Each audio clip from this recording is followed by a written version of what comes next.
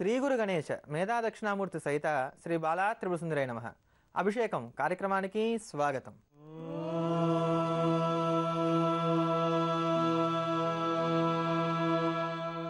సర్వసాధారణంగా జాతకరీత్యా గనక గండదోషాలు ఏర్పడినట్లయితే మనం బైక్ మీద వెళ్ళినా, కారులో వెళ్ళినా, లేక ఇంట్లో నడుస్తున్నా ఏదో ఒక ప్రకారంగా మనం కింద పడడానికి ఆస్కారం ఏర్పడుతూ ఉంటుంది, దెబ్బలు తగిలించుకోవడానికి అవకాశాలు ఎక్కువగా ఉంటూ ఉంటాయి. అటువంటి సందర్భాల్లో ఈ గండదోషాలు పోగొట్టుకోవడానికి, ఎక్కడా కూడా ఎటువంటి ప్రమాదాలు జరగకుండా ఉండటానికి, అదే ప్రకారంగా పిల్లల జాతకాలను కనుక మనం ఒకసారి పరిశీలించినట్లయితే వాళ్ళ జాతకాల్లో బాలారిష్ట దోషాలు చోటు చేసుకుంటూ ఉంటాయి.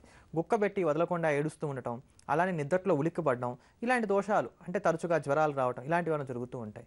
ఇటువంటి బాలారిష్ట దోషాలు కానీ గండ దోషాలు కానీ కలుగుతున్నప్పుడు వీటికి పరిహారంగా మనం దర్శించవలసినటువంటి క్షేత్రం ఒకటి ఉంది. ఆ క్షేత్రం ఎక్కడుంది, ఆ క్షేత్రాన్ని ఎలా దర్శించాలి అనేటువంటి వివరాలను ఈరోజు కార్యక్రమం చివరిలో క్షేత్ర విభాగంలో తెలియజేస్తాను. ఈరోజు రాత్రికి అమావాస్య తిథి ఉంది. నేటి నక్షత్రం భరణీ నక్షత్రం. భరణికి అధిష్టాన దేవత సాక్షాత్తు యమధర్మరాజు. అమావాస్య భరణీ నక్షత్రం రెండూ కలిసి వచ్చాయి గనక ఈ రోజున ఉగ్రదేవతల్ని ఆరాధన చేసినట్లయితే మనకు ఉండేటువంటి గ్రహదోషాలు ఏవైతే ఉన్నాయో, పీడలు ఏవైతే ఉన్నాయో ఇవి పోగొట్టుకోవడానికి కానీ ఆస్కారం ఏర్పడుతుంది. అంటే ఎలా దుర్గా అమ్మవారు, భద్రకాళికాదేవి, లక్ష్మీ నరసింహమూర్తి లేదా వీరభద్రుడు ఇలాంటి వారిని కనుక ఈరోజు పూజ చేసినట్లయితే మనకు ఉన్నటువంటి దోషాలు పోగొట్టుకోవచ్చు. లేదు మనకి ఇలాంటి వారు ఎవరు కూడా అందుబాటులో లేరు, ఇలాంటి దేవాలయాలు ఏవి కూడా మనకి దగ్గరలో లేవు, మనకి ఇటువంటి ఆరాధనలు తెలియవు అనుకున్నట్లయితే సమీపంలో ఉన్నటువంటి నవగ్రహాల దగ్గరికి వెళ్ళి నవగ్రహాలకి ఈ రోజున 108 ప్రదక్షిణాలు చేసినా కూడా జాతకరీత్యా వచ్చేటువంటి గ్రహదోషాలన్నింటినీ కూడా పోగొట్టుకోవడానికి ఆస్కారం ఏర్పడుతుంది. అటువంటి ఇంతటి మహిమాన్వితమైనటువంటి ఈ రోజున దుర్గా అమ్మవారి యొక్క అనుగ్రహాన్ని పొందడానికి గాను అమ్మవారికి సంబంధించినటువంటి దుర్గా సుప్రభాతాన్ని శ్రవణం చేద్దాం. ఈ రోజుని, ఈ వారాన్ని అంతటినీ కూడా శుభప్రదంగా గడుపుదాం.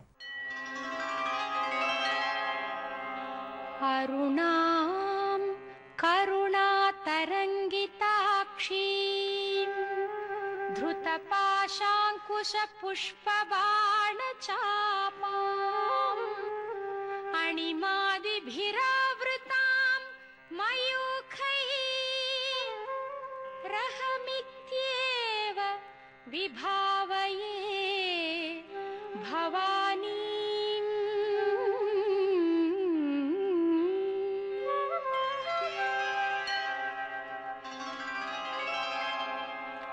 శ్రీ చింతామణి ద్వీపనిలయే ప్రాతః సంధ్యా ప్రవర్తతే ఉత్తిష్టోత్తిష్ఠ కళ్యాణి హే దుర్గే లోకరక్షణం.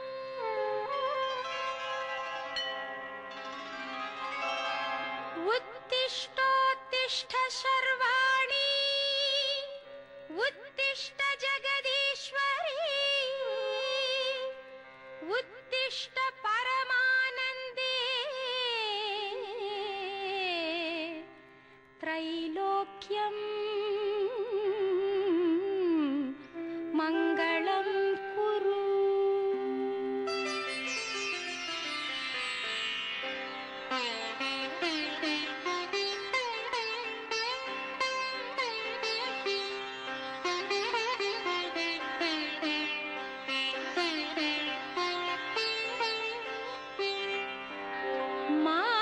సమస్త జగతాం మమతానురాగే శూలీ మనః ప్రియకరే కరుణా సముద్రే చింతామణి ద్వీప హిరణ్యగర్భే మల్లేశ్వరస్య దయితే తవ సుప్రభాతం. భవాబ్ది తరుణోపాయే శంఖ చక్రవరాననే శ్రీ దుర్గా భవానీ పరిపాలయ మాం చ భక్తం. ఇంద్రాదిదేవ నికరస్య కిరీటకోటి ప్రత్యుక్తరత్న ప్రతిబింబిత పాద పద్మే मल्लेश्वरस्य दयिते तव सुप्रभातम् आ, आ,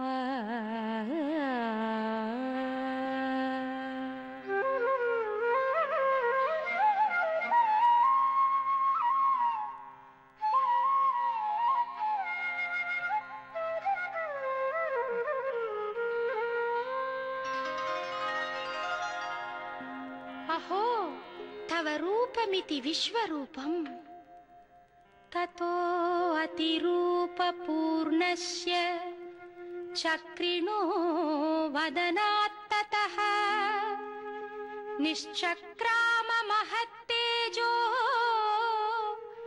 ब्रह्मणः शङ्करस्य च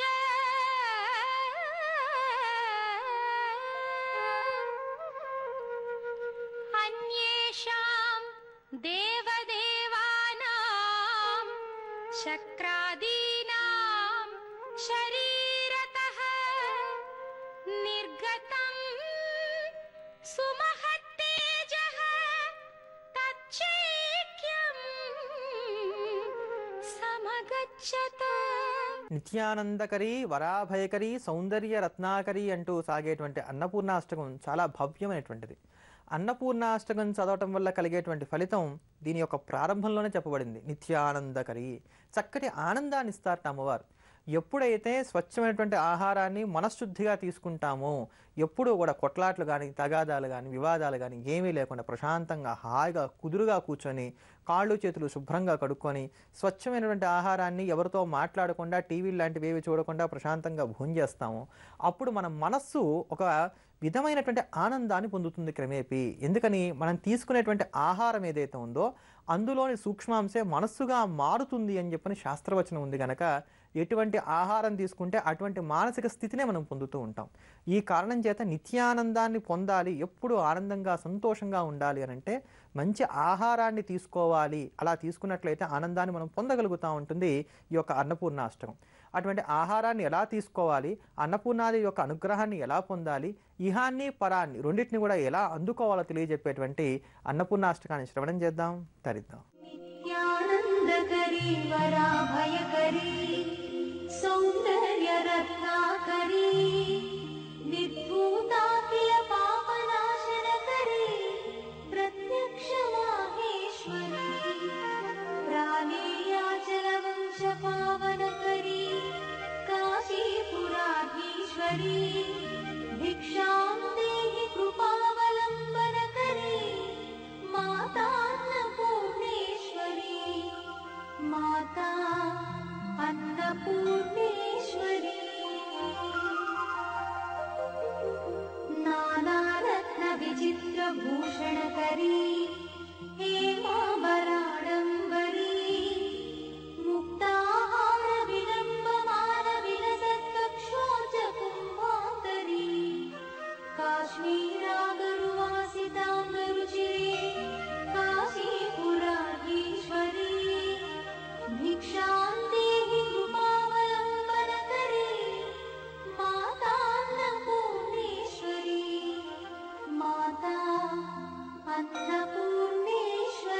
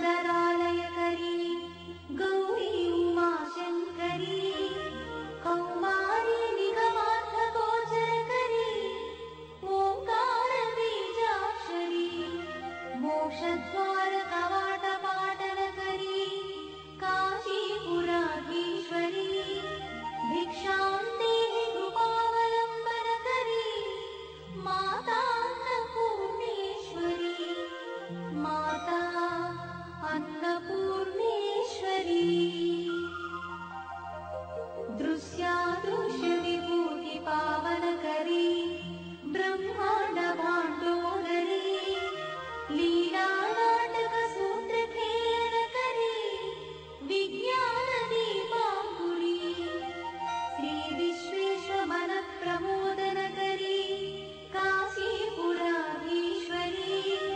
भिक्षां देहि कृपावलम्बनकरी माता अन्नपूर्णेश्वरी माता अन्नपूर्णेश्वरी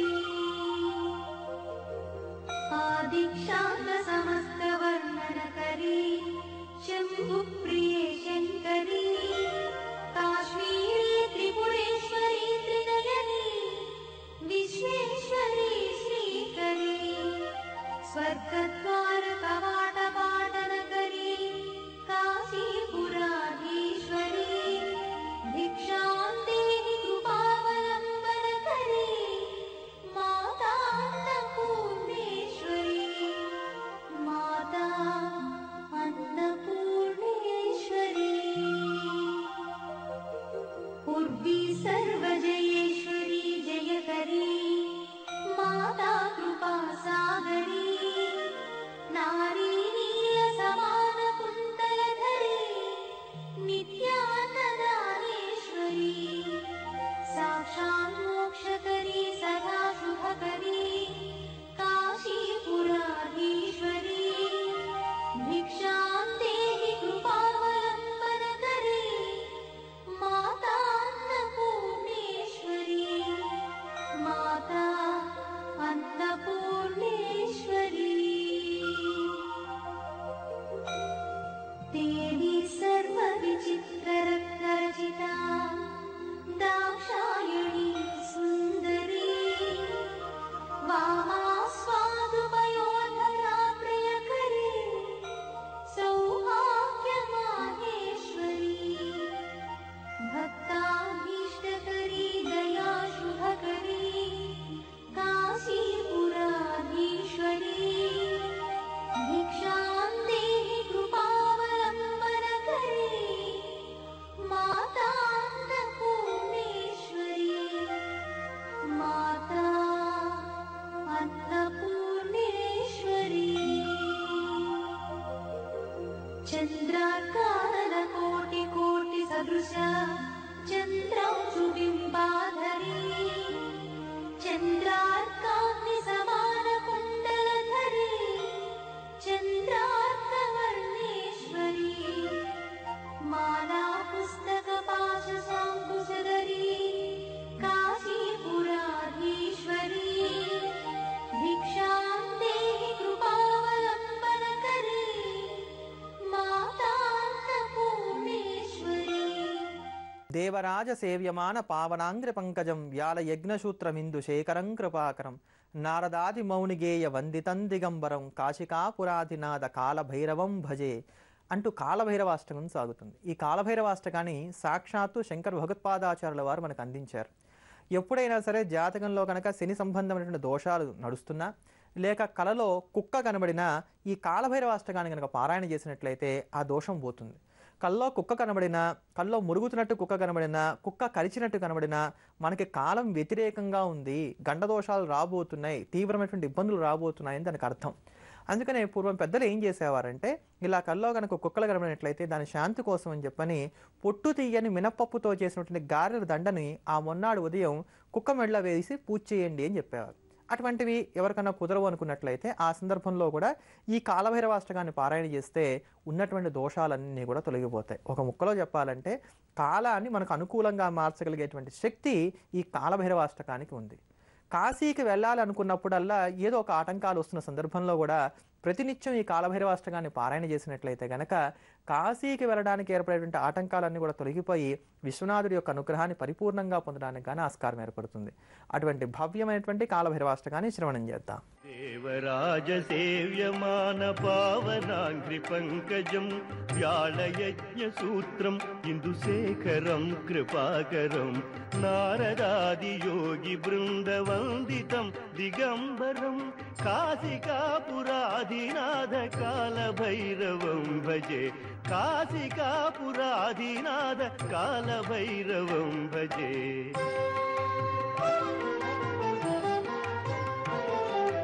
భానుకోటి భాస్వరం భవాభితారకం పరం నీలకంఠమీప్సితార్థదాయకం త్రిలోచనం కాలకాలమంబుజాక్షం అష్టశూన్యమక్షరం కాశికాపురాధినాథ కాలభైరవం భజే కాశికాపురాధినాథ కాలభైరవం భజే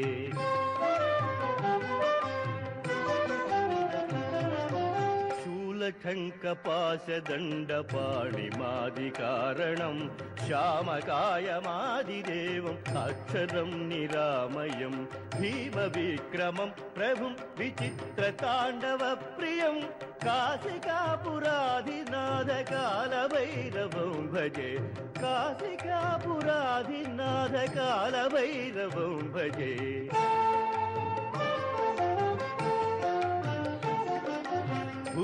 ముక్తిదాయకం ప్రశస్తచారు విగ్రహం భక్తవత్సలం స్థిరం సమస్తలోక విగ్రహం నిక్వణన్ మనోజ్ఞ హేమ కింకిణీల సత్కటిం కాశికాపురాధినాథ కాలభైరవం భజే కాశికాపురాధినాథ కాలభైరవం భజే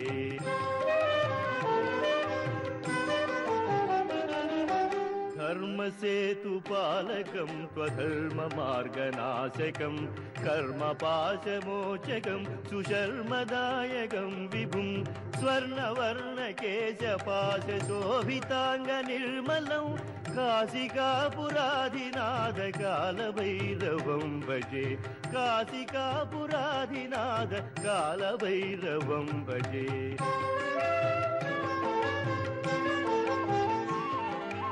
రత్నపాదుకా ప్రభావిరామపాదయుగ్మకం నిత్యమద్వితీయమిష్టదైవతం నిరంజనం మృత్యుదర్పనాశనం कराळदंष्ट्रभूषणं काशिकापुराधिनाथ कालभैरवं भजे काशिकापुराधिनाथ कालभैरवं भजे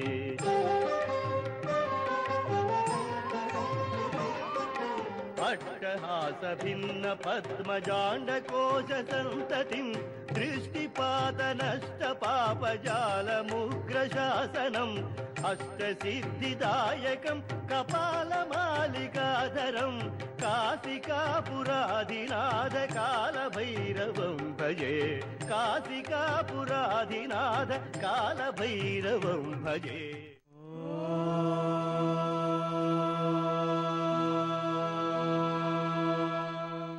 జాతకంలో గండదోషాలు నడుస్తున్నాయి, వాహన ప్రమాదాలు వాటిల్లడానికి గాన అవకాశం ఉంది.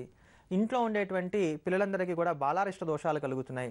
తరచూ గుక్కబెడుతూ ఏడుస్తున్నారు, నిద్దట్లో ఉలిక్కి పడుతున్నారు, ఆడుకుంటూ ఆటల్లో కాళ్ళకి చేతులకి పదే పదే దెబ్బలు తగిలించుకుంటున్నారు. ఇట్లాంటివి ఏమైనా ప్రమాదాలు జరుగుతున్నాయి అనుకున్నట్లయితే కనుక జాతకాన్ని జాగ్రత్తగా పరిశీలించుకొని వాహన ప్రమాదాలు జరుగుతున్న సందర్భంలో యనమదురులో ఉన్నటువంటి శక్తీశ్వర స్వామి వారి యొక్క దేవాలయాన్ని దర్శనం చేసినట్లయితే ఈ దోషాలన్నీ కూడా పోగొట్టుకోవడానికి ఆస్కారం ఏర్పడుతుంది. ఇది చాలా ప్రత్యేకతలు కలిగినటువంటి దేవాలయం. ప్రసిద్ధమైనటువంటి భీమవర నగరానికి 4 కిలోమీటర్ల దూరంలోనే ఉంది ఈ దేవాలయం. భీమవరానికి 4 కిలోమీటర్ల దూరంలో ఉన్నటువంటి యనమదురులో ఈ శక్తీశ్వర దేవాలయం చాలా ప్రశస్తమైనటువంటి దాని కింద చెప్పుకోవచ్చు. సాధారణంగా జాతకంలో అర్ధాష్టమి శని నడుస్తున్నప్పుడు వాహన ప్రమాదాలు ఎక్కువగా జరగడానికి ఆస్కారం ఉంటుంది. అంటే ప్రస్తుతం సింహరాశి వారికి ఈ అవకాశం ఎక్కువగా ఉంది. అదే ప్రకారంగా జాతకంలో ఇంట్లో ఇద్దరికి కానీ అంతకన్నా ఎక్కువ మందికి కానీ శని లేక రాహు దశలు నడుస్తున్నా కూడా వాహన ప్రమాదాలు తరచూ జరగడానికి ఆస్కారం ఉంటుంది. ఇదే ప్రకారంగా పిల్లలకి కూడా జాతకంలో కుజుడు అనుకూలంగా లేకపోయినా శని అనుకూలంగా లేకపోయినా ఇతరత్రా గ్రహ సంయోగాల వల్ల కూడా ఈ బాలారిష్ట దోషాలన్నీ ఏర్పడుతూ ఉంటాయి. అటువంటి సందర్భాల్లో ఈ దేవాలయానికి వెళ్ళి ఈ దేవాలయంలో ఉన్నటువంటి యమగుండంలో లేక శక్తిగుండం ఈ రెండింటిని కూడా అక్కడ పిలుస్తూ ఉంటారు. వాటిలో శుభ్రంగా స్నానం చేసి స్వామివారిని అమ్మవారిని దర్శనం చేసుకొని పూజ చేయించుకున్నా అభిషేకం చేయించుకున్నా కూడా మీకున్నటువంటి ఈ దోషాలన్నీ కూడా పోగొట్టుకోవడానికి ఆస్కారం ఏర్పడుతుంది. ఒకానొక సందర్భంలో శంబరాసుడైనటువంటి రాక్షసుని జయించడం కోసం అని చెప్పని యమధర్మరాజు పరమేశ్వరుడి కోసం తపస్సు చేయగా ఆ సమయంలో పరమేశ్వరుడు తపస్సులో ఉన్నాడు గనక పార్వతీ అమ్మవారు ప్రత్యక్షమై యమధర్మరాజుకు తన శక్తినిస్తే యమధర్మరాజు శంబరాసుని సంహారం చేసి కాలాంతరంలో ఇదంతా అయిపోయిన తర్వాత తిరిగి మళ్ళా పార్వతీ పరమేశ్వరుని ప్రసన్నం చేసుకొని వాళ్ళని ఈ క్షేత్రంలోనే ఉండాలి అని చెప్పని వరం కోరుకున్నారట. అప్పటి నుండి కూడా ఉమామహేశ్వరులు ఇద్దరు ఇదే క్షేత్రంలో వెలిసి ఉన్నారు అని స్థల పురాణం తెలియజేస్తోంది. ఇందుకు గుర్తుగా పరమేశ్వరుడు తపస్సులో ఉండగా అమ్మవారిని ఆశ్రయించాడు ఇవ్వడానికి గుర్తుగా ఈ రోజుకి కూడా అక్కడ ఉన్నటువంటి శివలింగం మీద పరమేశ్వరుడు తలకిందులుగా తపస్సు చేస్తున్నటువంటి మూర్తిని ప్రత్యక్షంగా అందరూ చూడవచ్చు. అంతేగాక ఎక్కడా లేని విధంగా ఇక్కడ ఈశ్వరుడు పక్కనే ఏకశిల మీదే అమ్మవారు స్కందమాతగా మనకు దర్శనమిస్తారు. అమ్మవారి ఒళ్ళో సాక్షాత్తు సుబ్రహ్మణ్యేశ్వరుడు ఉంటాడు. అందుకనే ఇక్కడికి వెళ్ళి పరమేశ్వరుని దర్శనం చేసుకొని అమ్మవారికి అయ్యవారికి పూజలు చేసినటువంటి వారు ఎవరైతే ఉన్నారో వారి సంతానానికి ఉన్నటువంటి కుజ సంబంధమైన బాలారిష్ట దోషాలన్నీ కూడా తొలగిపోతున్నాయి. సాక్షాత్తు యమధర్మరాజు చేత ఆరాధింపబడినటువంటి స్వయంభూలింగం కనుక ఈ శివలింగాన్ని దర్శించినా సేవించినా కూడా యమ సంబంధమైనటువంటి బాధలు, మృత్యు సంబంధమైన బాధలు, గండ దోషాలు ఏవైతే ఉన్నాయో ఇవన్నీ తొలగిపోతాయని చెప్పని నిస్సంశయంగా తెలియజేయబడుతోంది. అటువంటి భీమవరానికి 4 కిలోమీటర్ల దూరంలో ఉన్నటువంటి యనమదురులో ఉన్న శక్తీశ్వర స్వామి వారి యొక్క దేవాలయాన్ని దర్శనం చేద్దాం. మనకు ఉన్నటువంటి గండదోషాలన్నింటినీ కూడా ప్రాళద్రోలుకుందాం. ఇటువంటి క్రియా విశేషాలతోటి స్తోత్ర వైభవాలతోటి రేపటి అభిషేకం కార్యక్రమంలో మళ్ళీ కలుద్దాం. స్వస్తి.